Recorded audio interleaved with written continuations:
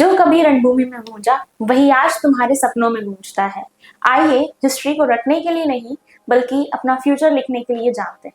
Hello students, मैं हूं Urvashi Bhargav and welcome to फ्यूके एजुकेशन।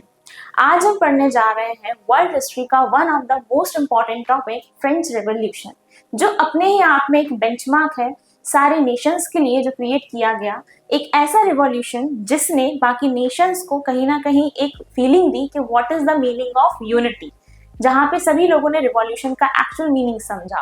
तो फ्रेंच रेवोल्यूशन एक्चुअली में है क्या, उसकी पूरी कहानी को हम आज जानेंगे। सो आइए सबसे पहले हम इसके इंट्रोडक्शन को समझ लेते हैं कि एक्चुअल में फ्रेंच रेवोल्यूशन जैसा इंसिडेंट था क्या।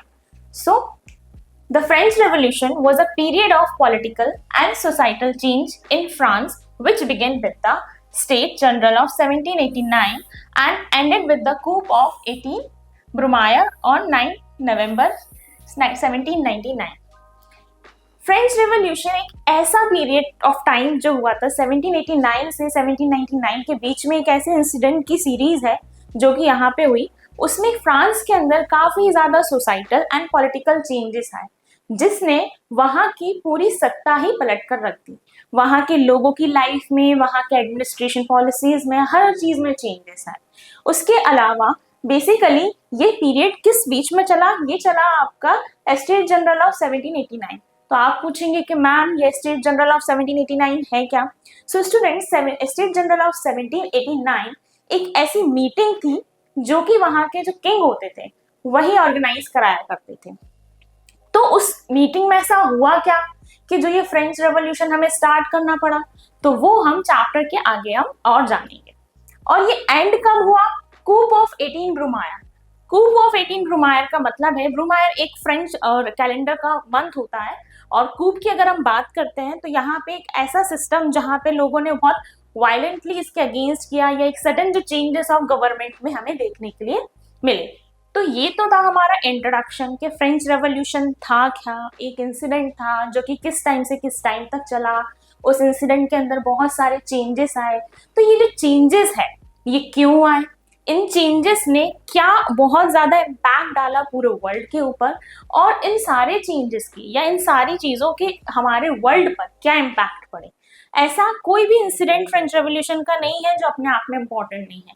ये सिर्फ एक इंट्रोडक्शन है, लेकिन अभी बहुत सारे सीक्रेट्स जो है फ्रेंच रेवोल्यूशन के रिवील होने वाले हैं। सबसे पहले तो बात जब आप देखते हैं तो चैप्टर जो स्टार्ट होता है वो बहुत ज्यादा सस्पेंसिव तरीके से स्टार्ट होता है। चैप्टर स्टार्ट होता है एक डेट से, दैट इज 14 जुलाई 1789। ये डेट अपने आप में ही बहुत ज्यादा इंपॉर्टेंट है। भाई क्यों इंपॉर्टेंट है? ये डेट इसलिए इंपॉर्टेंट है क्योंकि इस डेट के दिन जो भी हुआ उस दिन के पहले की और बाद की ही कहानी है पूरी फ्रेंच रेवोल्यूशन। तो बेसिकली इस डेट को हुआ क्या, ये डेट इतनी इंपॉर्टेंट आखिर हुई क्यों? 14 जुलाई 1789 को स्टेट ऑफ पेरिस जो था इन द अलार्म में आ जाता है, मतलब एकदम जाग जाता है कि भाई क्या हो गया। बहुत ऐसी कंडीशन आ जाती है कि लोग डरे हुए हैं या लोग इकट्ठे हो रहे हैं या भागदौड़ मची हुई है। तो सुबह सुबह की बात है, तो क्या कंडीशन वहां पे बनी हुई है आइए हम जानते हैं। सबसे पहले तो यहाँ पे क्या होता है कि ऐसे रूमर स्प्रेड हो जाते हैं कि भाई राजा ने क्या करा है, ऑर्डर दे दिया है। राजा है, पहले मोनार्कीज होती थी, मोनार्क थे वहां पे, तो वहां पे राजा ने कोई ऑर्डर दिया हुआ है। क्या ऑर्डर दिया हुआ है कि भाई लोगों के बीच में आप ओपन फायर कर दो। तो सबसे पहला क्वेश्चन कि मैम ऐसा क्या हुआ, क्या ऐसा रूमर स्प्रेड हुआ कि राजा वहां पे ओपन फायर करवाने वाले हैं? ऐसा क्या हुआ 14 जुलाई 1789 को कि 7000 मेन एंड वुमेन गैदर हो जाते हैं। 7000 लोग, बहुत बड़ी जनसंख्या होती है जो एक साथ आ गई। तो बिल्कुल यकीनन वाली बात है कि कुछ तो ऐसा हुआ है फ्रांस के अंदर जो कि इतने ज्यादा लोग इकट्ठे हो गए हैं। ये लोग इकट्ठे तो हो गए हैं, वहां की जो प्रिजन है उसका नाम था बेसाइल। उस प्रिजन के सामने ये लोग गए हैं, वहां पे भी ये लोग बहुत ज्यादा मतलब विद्रोह कर रहे हैं, रिवॉल्ट टाइप का क्रिएट कर रहे हैं, और यहाँ पे क्या कर रहे हैं, बमबारी यहाँ पे कर रहे हैं, यानी होर्डेड एमिनिशन, यानी कि बहुत ज्यादा वेपन्स का यहाँ पे यूज किया जा रहा है। जो वहां से है वो भी ये लोग लेके आते जा रहे हैं। ये एक तरह की आर्म्ड फाइट हुई थी यहाँ पे, ठीक है। लेकिन इस आर्म फाइट में जो कमांडर था बेसाइल का, फ्रांस की जो जेल थी जिसका नाम था बेसाइल, उधर का जो कमांडर था वो भी वहां पे मारा जाता है। उसके बाद क्या होता है, मतलब बहुत बड़ा इंसिडेंट हुआ है 14 जुलाई 1789 को।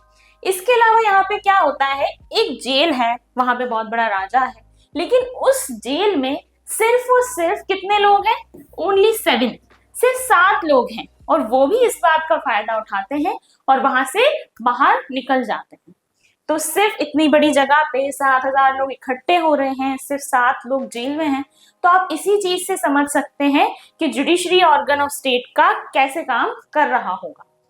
वहां पे स्टोन फ्रेगमेंट्स हैं, लोग वहां पे बमबारी कर रहे हैं, आर्म फाइट हो रही है, तो बिल्कुल यकीन वाली बात है कि बहुत शांति से तो कुछ भी नहीं हो रहा होगा। तो जब कुछ शांति से हो ही नहीं रहा होगा तो वहां पे तोड़ा फोड़ी बहुत ज्यादा कर दी गई होगी, बहुत ज्यादा एम्यूनिशन का यूज किया गया होगा। तो यहाँ पे जो भी उनको पत्थर या उस मिसाइल के या जो भी चीजें मिल रही थी टुकड़े, वो लोग क्या कर रहे थे, यहाँ पे मार्केट्स में जाके बेच रहे थे। क्यों बेच रहे थे भाई, क्या जरूरत थी उनको बेचने की, तो वो इसीलिए बेच रहे थे उन फ्रेगमेंट्स को जिससे वो उनको एज अ मेमोरी,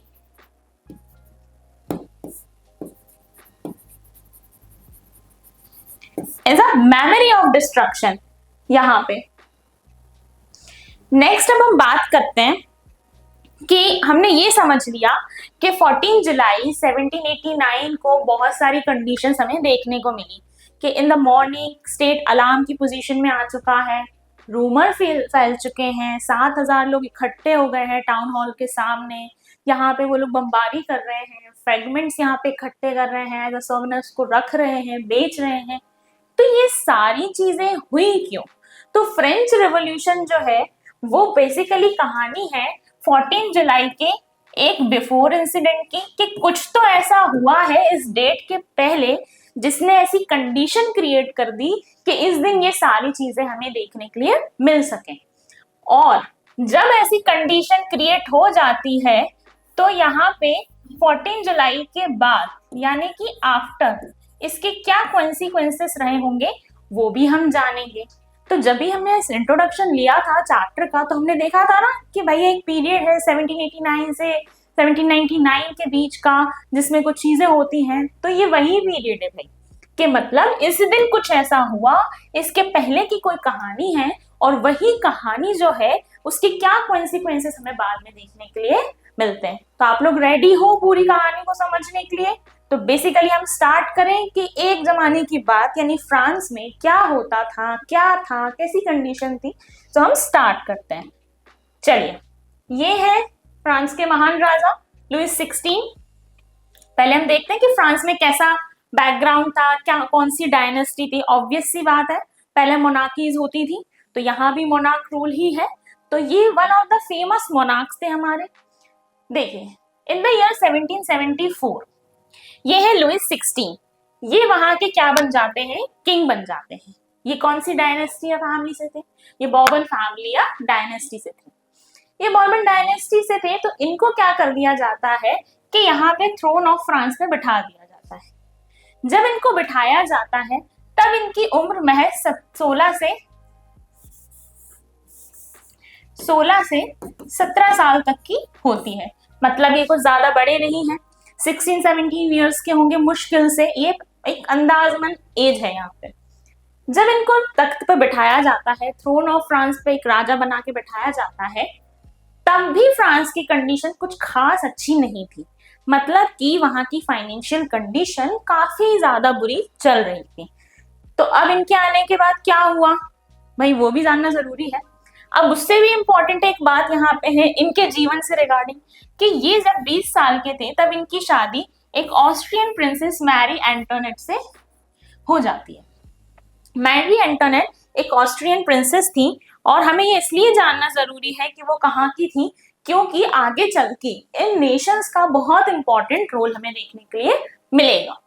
तो लास्ट पॉइंट जो स्लाइड में ये है, 1774 में जब ये राज तख्त पे आए यानी थ्रोन ऑफ फ्रांस इन्होंने संभाला, तब भी वहां के फाइनेंशियल कंडीशन कुछ खास अच्छी नहीं थी। तो ये बात तो समझने वाली है कि ये आते से ही क्या बदलाव करते हैं वो बहुत जरूरी थे, या फिर इनके आने पर जो भी वहां की फाइनेंशियल रिसोर्सेज थे वो खत्म होने पे आ रहे थे, तो इन्होंने मतलब क्या ऐसा किया या ऐसी क्या रीजंस रहे होंगे इनके आने के पहले कि वहां के फाइनेंशियल रिसोर्सेज जो है केम टू एन एंड, मतलब बिल्कुल खत्म होने की कगार पर आ गए। रीजन समझते हैं, ये one of the important topic है स्टार्टिंग ऑफ फ्रेंच रेवोल्यूशन का, कि रीजंस जानना बहुत जरूरी है। हिस्ट्री हो, सोशल के चारों एस्पेक्ट्स में हमें हर रीजंस का पता होना बहुत ज्यादा जरूरी है। तो फिर आपको इन छोटी छोटी डाटा उसको रटने की बिल्कुल भी जरूरत नहीं पड़ेगी। Reasons for France financial crisis are, तो बेसिकली ऐसा क्या हुआ होगा कि जो फ्रांस की फाइनेंशियल कंडीशन थी वहां पे क्राइसिस आ गए, मतलब इतना ज्यादा रिसोर्सेज की कमी हो गई फाइनेंशियली। ये इंपॉर्टेंट है, बहुत इंपॉर्टेंट है, हम जानते हैं। सबसे पहले है कि जो वर्सिली पैलेस ऑफ वर्सिलीज था, जहां पे राजा रहते थे, वो पैलेस कोई छोटा मोटा तो था नहीं, वो पैलेस बहुत बड़ा था। जैसे हमारा घर बहुत बड़ा होता है, हमें उसमें मेंटेनेंस रखना होता है, तो खर्चे भी उतने ज्यादा होते हैं। सेम एज यहाँ पे कॉस्ट ऑफ मेंटेनिंग पैलेस जो था, उस पैलेस को मेंटेन करने का कॉस्ट कोई कम तो रहता नहीं होगा, और क्योंकि वो राजा थे तो उनका भी अपना एक स्टैंडर्ड वहां पे मेंटेन होने करना बहुत ज्यादा जरूरी था। तो जो भी पैसा उसको मेंटेन करने में लगता था वो बहुत ज्यादा था। जब फाइनेंशियल कंडीशन अच्छी होती है किसी नेशन की, तो उसके लिए ये सारे एक्सपेंसेस मैटर उतने नहीं करते। बट क्योंकि फ्रांस में ऑलरेडी फाइनेंशियल क्राइसिस यहाँ पे चल रहे थे, तो ये एक इम्पॉर्टेंट रीजन वहां पे बन जाता है कि भाई ऑलरेडी हमारे पास बजट उतना नहीं है, उसके बाद क्योंकि उसको मेंटेन करना है, वहां पे भी हमें ये खर्चा देखने के लिए मिल रहा है। नेक्स्ट चीज यहाँ पे क्या थी भाई, मोनार्क भाई सेम।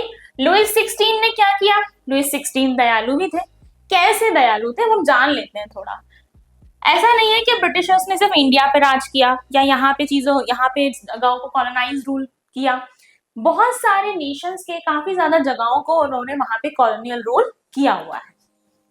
अब यहाँ पे अमेरिका भी उनमें से एक है। तो लुइस 16 ने क्या किया, अपना एक रुतबा बढ़ाने के लिए या एक अच्छे इंसान होने के नाते उन्होंने क्या किया, अमेरिका की 13 कॉलोनीज को फ्री कराने में, क्योंकि ब्रिटेन एनिमी तो बन ही चुका था। क्यों एनिमी बना था, क्योंकि भाई उसने कब्जा कर लिया ना। आपकी किसी जगह पे कोई कब्जा कर ले तो वो हमारा दुश्मन ही हुआ। सेम एज ब्रिटेन क्या हुआ, फ्रांस का भी एनिमी, यहाँ पे अमेरिका का भी एनिमी, क्योंकि वो जगह जगह पे कॉलोनियल रूल चलाना चाह रहा था।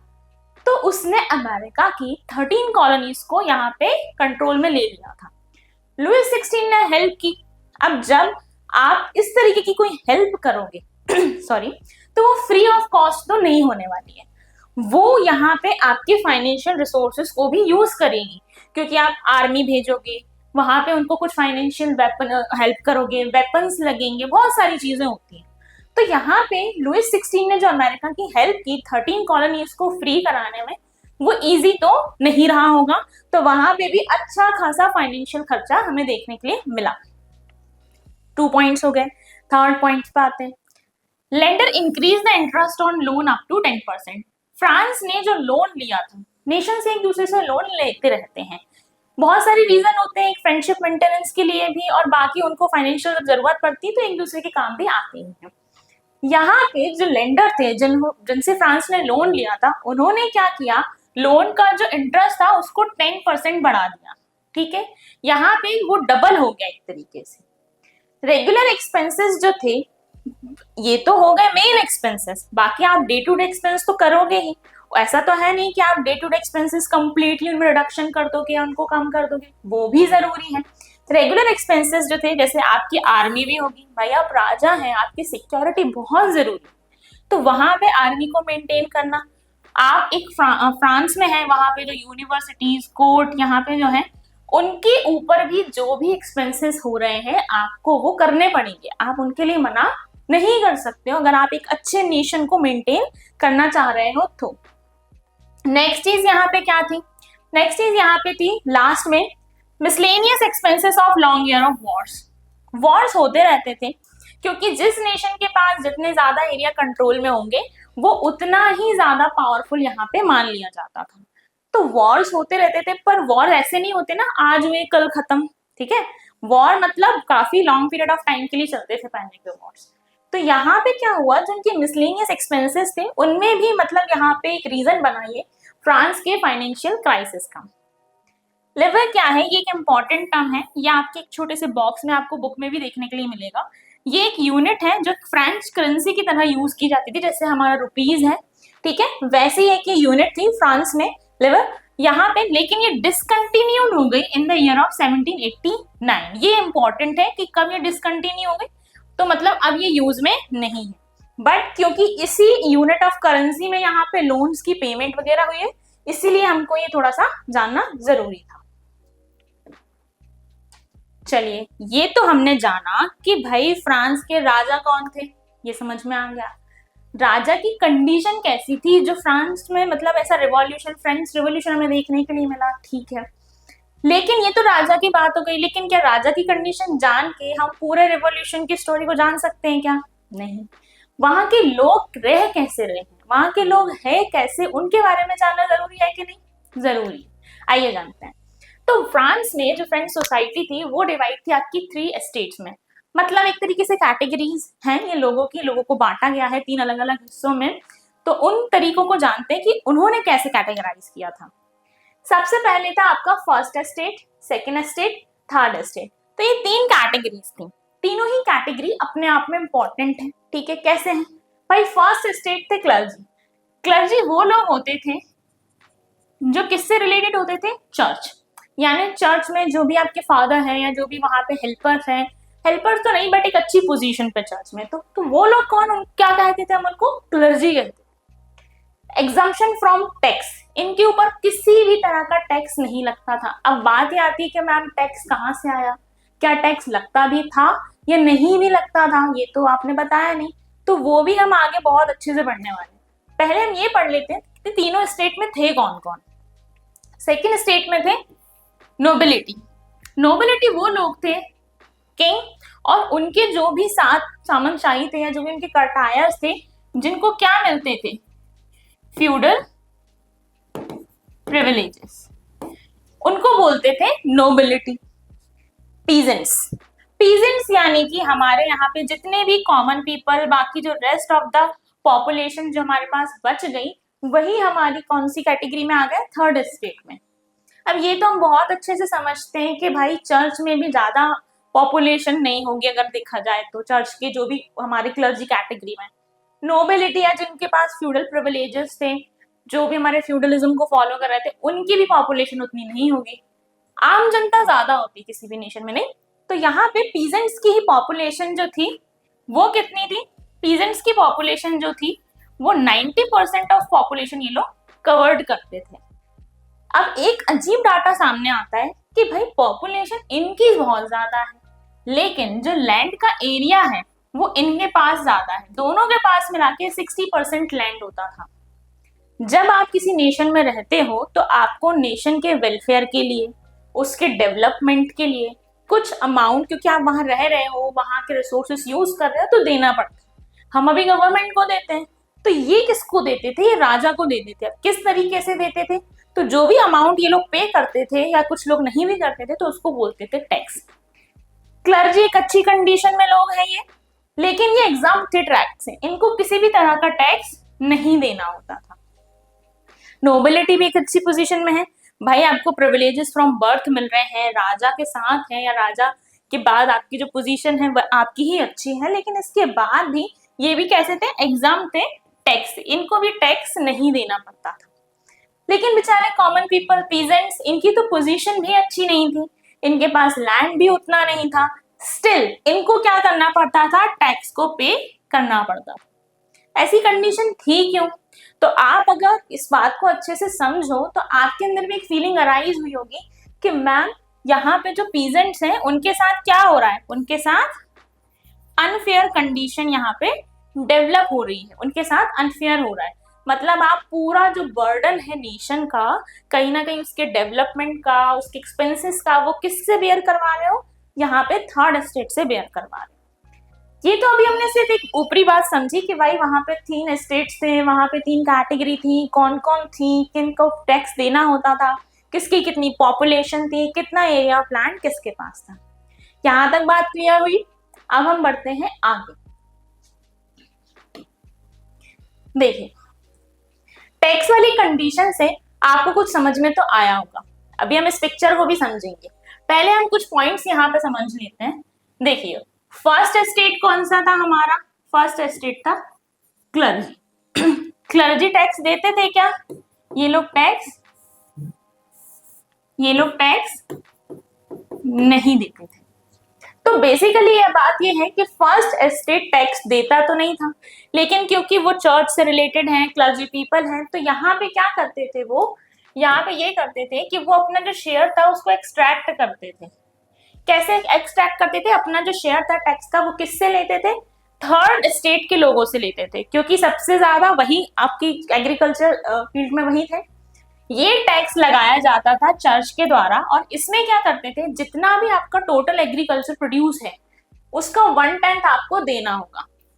इस टैक्स का नाम था टैक्स। ये इंपॉर्टेंट है, ये बहुत इंपॉर्टेंट है कि कौन सा टैक्स क्या था। तो टाइप वो टैक्स था जो कि फर्स्ट एस्टेट जो था एक्सट्रैक्ट करता था, लेता था। किससे लेता था? थर्ड एस्टेट से लेता था। और वो क्या था उस टैक्स में कि 1/10 ऑफ टोटल एग्रीकल्चर प्रोड्यूस को वहां पे एक्सट्रैक्ट कर लेते थे।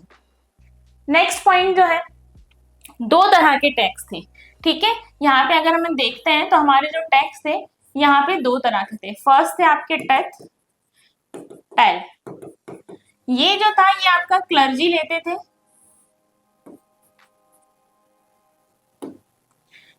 टाइप जो था आपके क्लर्जी एक्सट्रैक्ट करते थे, और टाइल जो है ये आपका डायरेक्टली नोबिलिटी के पास जाता था। तो अभी हमने लास्ट की स्लाइड में जो पढ़ा था ना कि exempt from tax and obliged to pay tax, इसका मतलब यही है कि ये दोनों ही क्या कर रहे थे? टैक्स ले रहे थे, ठीक है। और बेचारे पीजेंट्स या थर्ड स्टेट के लोग टैक्स को पे कर रहे थे, ठीक है। अब क्लियर हुई है बात। अब यहाँ पे हम आगे देखते हैं कि टैक्स सिर्फ थर्ड स्टेट पे कर रहा है, लेकिन अब वो तो कॉमन पीपल है, उनकी तो फाइनेंशियल कंडीशन कैसी है क्या नहीं वो भी तो हमें पता नहीं है अभी। तो जितना भी बर्डन था फाइनेंशियल एक्टिविटीज का, पूरे स्टेट में जो भी पैसा खर्च किया जा रहा है, टैक्स जितना भी जा रहा है, वो कौन उठा रहा था? बेचारे थर्ड स्टेट के लोग अकेले उठा रहे थे। मतलब कि फाइनेंशियल क्राइसिस को बेयर करने का बर्डन किस पे आ गया? थर्ड स्टेट पे आ गया। अब यहाँ पे हमने एक पॉइंट और देखा था कि 60% लैंड किसके पास था?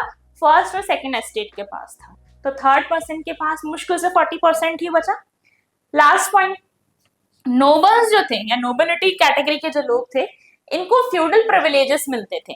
फ्यूडल प्रिविलेजेस का मतलब होता है बर्थ से जिनको प्रिविलेजेस मिलते हैं। सामंतशाही यानी कि राजा के जो कर्टायर्स वगैरह होते हैं या जिनको लैंड वगैरह मिल जाता है, उनको जो प्रिविलेजेस मिलते हैं सामंतशाही में, उनको बर्थ प्रिविलेजेस मिलते थे, जिसकी वजह से जो यहाँ पे फ्यूडल ड्यूज भी जो होते थे which they also extracted from third state. मतलब इनके जो भी ड्यूज होते थे, जो खर्चे होते थे, वो भी ये लोग किससे एक्सट्रैक्ट करवाते थे? Extracted from third state. इतना समझ में आया।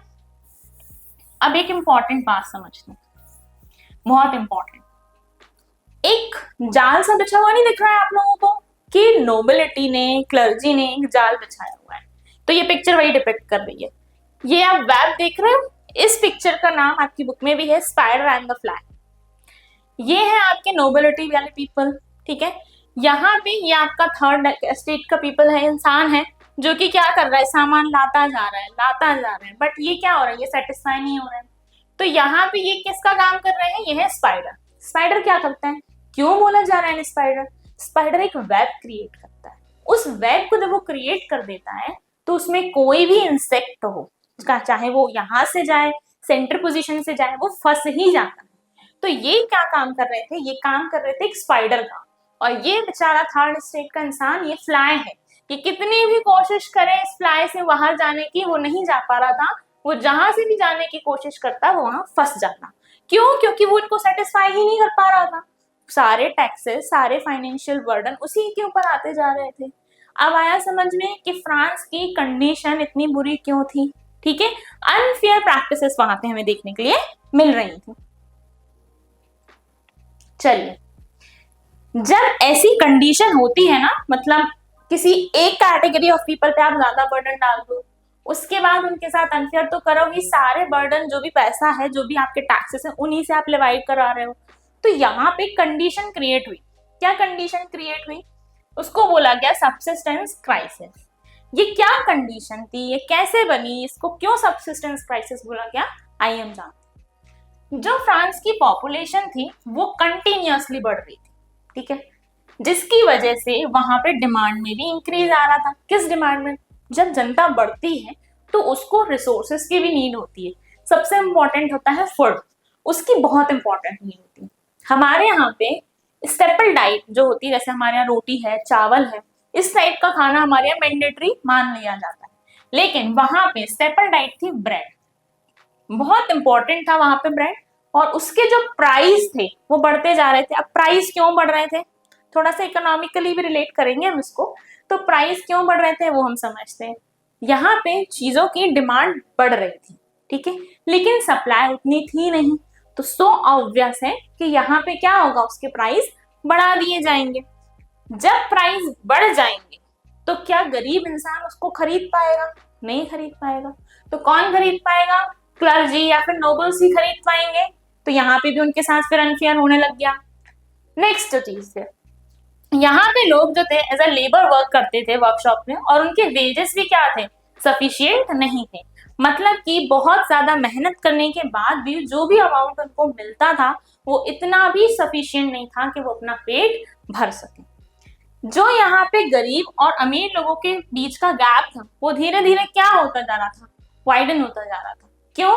गरीब और गरीब हो रहा था, क्योंकि वो टैक्स भी भर रहा था, दिन रात मेहनत भी कर रहा था, तब भी उसको खाना भी नहीं मिल रहा था, और उसकी जो मतलब कहीं ना कहीं एक्सपेंसेस थे वो भी बेयर नहीं कर पा रहा था। लेकिन जो रिच था वो तो और रिच हो रहा था, उसको यहाँ पे फूड भी इजीली मिल जा रहा था, उसको ज्यादा मेहनत भी नहीं करनी पड़ रही थी, और उसके पास पैसा भी आता जा रहा था। यहाँ पे इन सारी चीजों को और सोने पे सुहागा करने के लिए या चार चांद लगाने के लिए एक और यहाँ पे आपकी कंडीशन क्रिएट हो गई, दैट इज ड्रॉट और हेल। यहाँ पे सूखा पड़ गया सेम टाइम पे, जो हार्वेस्ट थी वो भी खराब हो गई। तो इन सारी कंडीशन से मिलके फ्रांस की कंडीशन को और वैसे वसन कर दिया, बहुत बुरा कर दिया। अब यहाँ पे कंडीशन को बोला गया सबसिस्टेंस क्राइसिस। सब सबसिस्टेंस क्राइसिस होता क्या है, ये अभी हमने उसका एक मेन पॉइंट्स पढ़े कि इन चीजों से ये कंडीशन क्रिएट हुई। होता क्या है सबसिस्टेंस क्राइसिस? एक ऐसी कंडीशन जहां पे लोगों की बेसिक, जब उनकी बेसिक से बेसिक नीड्स भी पूरी ना हो पाए, और उनकी जो जिंदगी है, जो जीविका है, वो भी खतरे में आ जाए कि वो अपना जीवन यहाँ पे नहीं निकाल पा रहे, अपना पेट तक नहीं भर पा रहे। तो ये होता कब है? जब पॉपुलेशन बढ़ने लगती है जब डिमांड भी बढ़ने लगती है, लेकिन सप्लाई कम हो जाती है फूड की, और यहाँ पे ड्रॉट और फेमाइन भी आ गए। तो ऐसी कंडीशन जब लोगों की बेसिक से बेसिक नीड भी पूरी ना हो पाए, उसी को बोला जाता है सबसिस्टेंस क्राइसिस। नेक्स्ट स्लाइड पे आते हैं। अब यहाँ पे सबका एक टाइम चेंज होता है, तो यहाँ पे फ्रांस की भी कंडीशन में कुछ चेंजेस आने स्टार्ट हुए होंगे शायद, या फिर लोगों को कुछ समझ में आया होगा। तो वही एक कंडीशन है जिसके बारे में हम जानेंगे। A growing middle class envisages an end to privileges। अब मिडिल क्लास जो है बेसिकली कॉमन पीपल में से ही है, तो यहाँ पे क्या हो रही है, ग्रो कर रही है। कैसे ग्रो कर रही है भाई? इनको प्रॉब्लम्स दिख रही हैं, तो ऐसा तो है नहीं कि बस प्रॉब्लम्स को ही फेस करते जाएंगे। उन प्रॉब्लम्स का क्या सॉल्यूशन है वो भी तो कोई ना कोई निकालेगा, और उनको सॉल्यूशन निकालना जरूरी भी है, क्योंकि हमेशा आप एक ही स्टेट में तो नहीं रह सकते। तो यहाँ पे क्या बताया जाता है कि 18th सेंचुरी में ये देखते हैं कि इमर्जेंस ऑफ सोशल ग्रुप्स, लोगों में, मिडिल क्लास के ही कुछ लोगों में छोटे छोटे ग्रुप्स बनना स्टार्ट हो जाते हैं, और इन ग्रुप्स को देखा जाता है कि भाई ये ग्रुप्स बन रहे हैं, कुछ डिस्कशंस कर रहे हैं, इन्हें समझ में आ रहा है कि फ्रांस की कंडीशन क्या है, या थर्ड स्टेट क्या प्रॉब्लम फेस कर रहा है। तो ये क्या करते हैं, धीरे धीरे अर्न करना स्टार्ट कर देते हैं वेल्थ। कैसे स्टार्ट करते हैं पैसा अर्न करना, वेल्थ अर्न करना, या फिर अपने आप को डेवलप कैसे करना स्टार्ट करते हैं? ये अपना जो भी ट्रेड मैन्युफैक्चरिंग, या फिर जो goods of pollen silk textile होते हैं, पोलन सिल्क टेक्सटाइल्स का जो भी सामान होता है, या जो ट्रेड मैन्युफैक्चर वगैरह जो भी हमारा एक्सपोर्ट वगैरह होता है, उसको बढ़ाना स्टार्ट करते हैं। बेसिकली ये अपना बिजनेस एक्सपैंड करने की कोशिश करते हैं, अदर नेशन से लिंक बनाने की कोशिश करते हैं, और यहाँ पे अपने ग्रुप के अंदर कुछ रिचर मेंबर्स को एंट्री दिलाते हैं, मतलब उनको अपने ग्रुप का हिस्सा बनाते हैं। क्यों बनाते हैं? आप जब भी किसी भी चीज के अगेंस्ट खड़े होगे तो आपको कहीं ना कहीं कुछ एक अच्छे पावरफुल लोगों की भी जरूरत यहाँ पे पड़ने वाली थी, और वही चीज समझ रहे थे। थर्ड स्टेट में कुछ लॉयर्स, एडमिनिस्ट्रेटिव ऑफिशियल्स भी रहते हैं जो ये मानते हैं कि चाहे वो कोई भी ग्रुप हो उसको बर्थ प्रिविलेजेस नहीं मिलने चाहिए, आपको वो चीज अर्न करनी पड़ेगी। अगर आपको कोई प्रिविलेजेस चाहिए तो आप अर्न करिए। इन बर्थ प्रिविलेजेस के चक्कर में काफी ज्यादा जो थर्ड स्टेट है वो सफर कर रहा है। नेक्स्ट पॉइंट है, जब ये सारी चीजें यहाँ पे देखने के लिए मिली तो यहाँ पे क्या होता है, जैसे कि कुछ महान लोग आए, उन महान लोगों ने अपने अपने व्यूज रखे और उन व्यूज का उस नेशन पे, उस नेशन की कंडीशन पे काफी ज्यादा इम्पैक्ट रहा। क्या इम्पैक्ट रहा? देखिए, सबसे पहले आए आपके जॉन लॉक। इनकी एक बुक थी, ठीक है, इनकी बुक थी two treatises of government.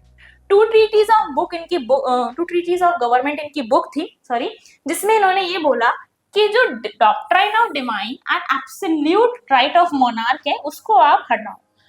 Monarch है, ये बात जनता एक्सेप्ट कर सकती है कि भाई उनको वो चीज मिली है, मोनार्क बने हैं, लेकिन वो ही मतलब भगवान की तरह पूजे जाने लगे और उन्हीं के पास सबसे ज्यादा डिवाइन और एब्सोल्यूट राइट्स आ जाए, ये तो कहीं से कहीं तक सही नहीं है।